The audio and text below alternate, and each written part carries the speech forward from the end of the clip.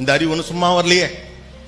மத்த ஊர் மாதிரி அவனா வேலை பார்த்து சம்பாரிச்சு கஷ்டப்பட்டு படிச்செல்லாம் வர்றதுங்கள விரல் விட்டு இங்க எண்ணிடலாம். இங்க அம்மா அப்பாக்களுடைய தியாகத்தில் படிப்பு வளர்ந்திருக்கிறது. உலகம் முழுக்க பிள்ளைகள் படித்தாலும் இந்தியாவிலே பிள்ளைகள் படிப்பது என்பது வேறு மாதிரியா. அது தியாகத்தில் வளர்ந்த படிப்பு.